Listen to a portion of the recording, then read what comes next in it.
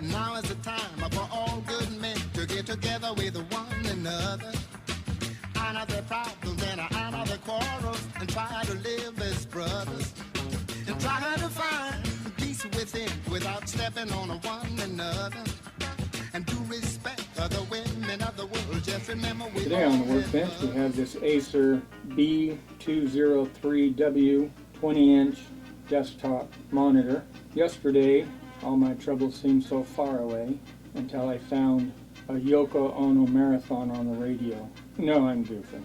This monitor was working just fine up until yesterday morning. Left the house, it was just fine. I came back and it was no longer fine. Was not displaying a picture. The power indicator on the front panel was pulsating blue, and the screen itself was pulsating a little light through it. More than likely indicative of bad capacitors, and we're going to tear into it today to find out exactly what's happening. This monitor, what's interesting about it is I purchased it brand new in the year 2008. I paid around 140, 150 bucks for it. Don't remember exactly what, but somewhere in there.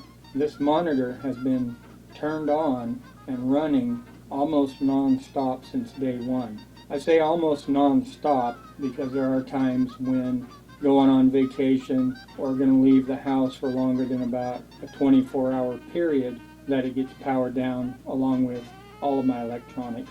Otherwise, yes, it's been on 24/7, which is astonishing. So without further ado, let's go ahead and tear into it and see what's happening. What we need to do is we have 4 screws here on the base. We need to pull that base off.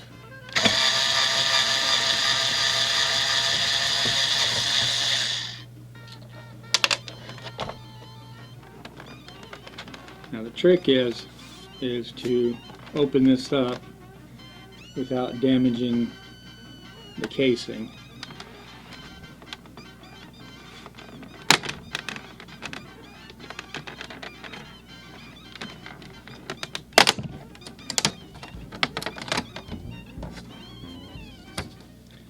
Just like that. Cable right here for the switch and the light. Make sure you remove that. Pick it up. It should plop out.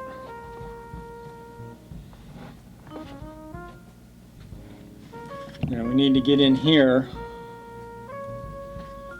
So we got to take this cap off.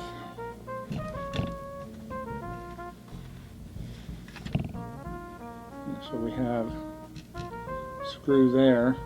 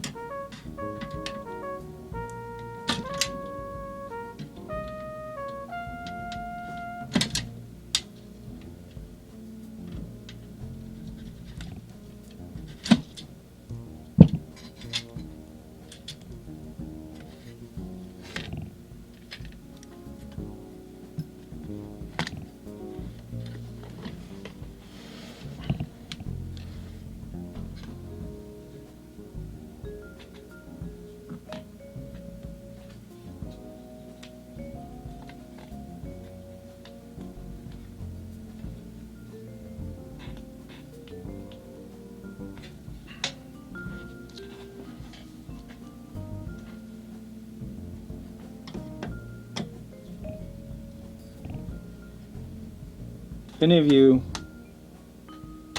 watch 12-volt video, he always talking about how loose the screws are in these monitors and causes a lot of grounding issue. Well, I could definitely tell you this, that these screws are loose. Don't know if that is the issue, but they are definitely loose.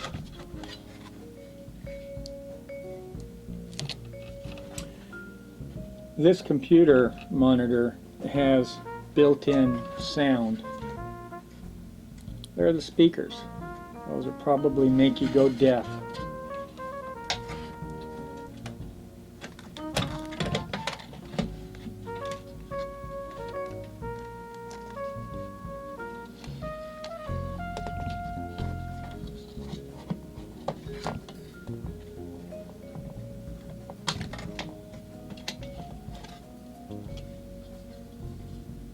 Now we do have one bulbous capacitor. We'll check them all, but we're going to replace them all and see how hot things have gotten right up here with these coils.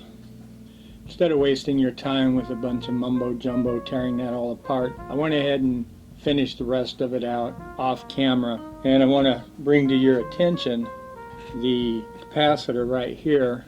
You can see how bulbous the top is. The other ones are not too bad. In fact, that's really the only one that I see that is bulbous. The others are showing just fine.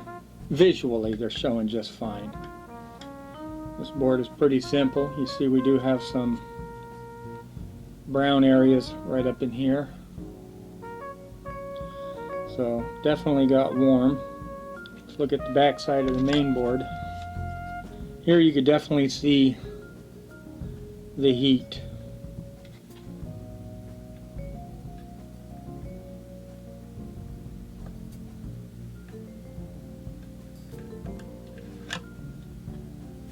Thousand microfarads at 16 volts. Let's break out the meters and see what it does. We'll discharge the cap. I think we might have found the problem.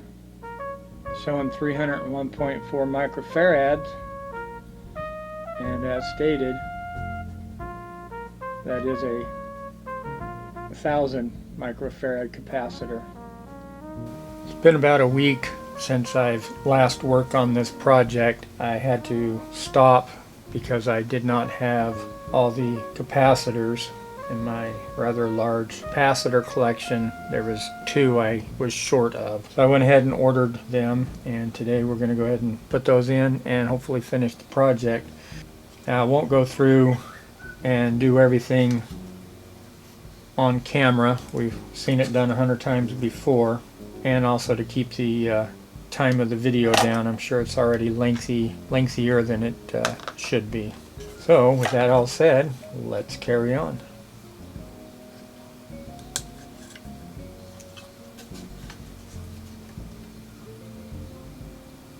Now you're probably going to hear some extra background noise. I had to turn the fan on, getting a little warm.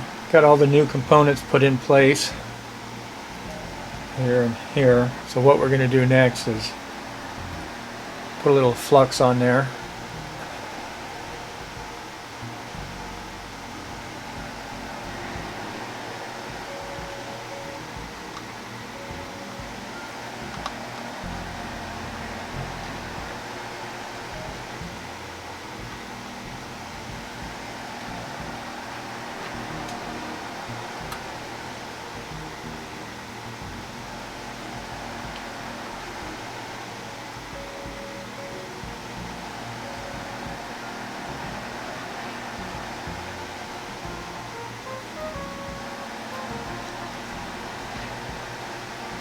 Up in this area is where I did some work amongst other parts of the board. Off camera I went ahead and snipped the wires and brushed the board down to ensure there was no loose strands or blobs or anything like that. Everything looks good otherwise, and I'm going to pause the video again so I could put this all together and see how it works.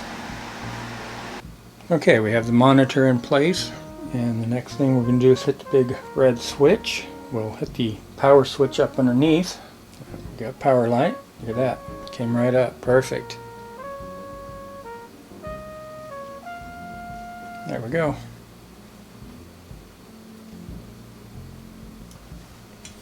Well, I will say that that is a successful fix. Well, this will conclude this video. I appreciate your time and coming along for the ride. We will catch you in the next video. Thanks again.